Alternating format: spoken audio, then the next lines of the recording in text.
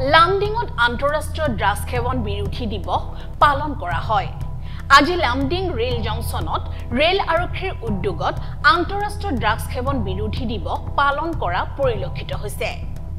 এই সভাত উপস্থিত থাকে ৰেল আৰক্ষীৰ ভাৰপ্ৰাপ্ত বিষয়া ভূপেন কলিতা, আৰপিএফৰ বিষয়া কৰ্মচাৰী, ৰেলৱেৰ বিভিন্ন বিভাগত থকা কৰ্মচাৰীৰ লগতে বিশিষ্ট ব্যক্তিসকল।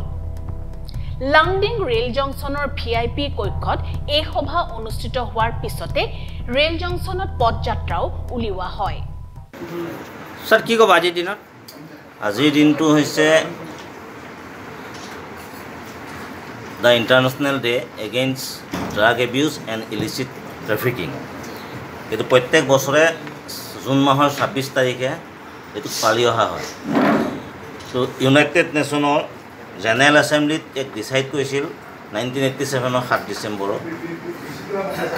অবজাৰ্ভ কৰিব লাগে আজিৰ দিনটো the international day against drug abuse and illicit trafficking.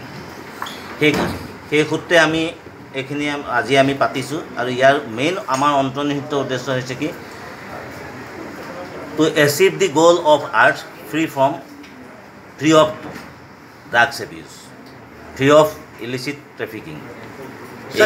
যুৱ প্ৰজন্মক আমি বিশেষকৈ এইটোৱে যে এটা সাংঘাতিক টিনেজাৰসকলক যিখিনি ক্ষতি কৰি আহিছে, প্ৰজন্মই ধ্বংস হৈ আহিছে, যাতে সেই প্ৰজন্মখিনিক আমি প্ৰিভেণ্ট কৰি ৰাখিব পাৰোঁ, যাতে ভৱিষ্যতে তেওঁলোকে এনেকুৱা বেয়া ৰাস্তালৈ নাযায়। তাৰ কাৰণে আমি আজি মিটিং এখন পাতি সজাগতা সভা হিচাপে পাতিছোঁ আৰু সমূহ ৰাইজক আমি অনুৰোধ কৰিছোঁ যে কোনো ধৰণৰ ড্ৰাগছ ক্ষেত্ৰত কিবা খবৰ পালে আমাৰ পুলিচক খবৰ দিয়ক আৰু সকলোৱে এই আজিৰ দিনটোত সকলোৱে সংকল্পবদ্ধ হওক যে আমি সদায় এখন ড্ৰাগছ মুক্ত সমাজ গঢ়িম।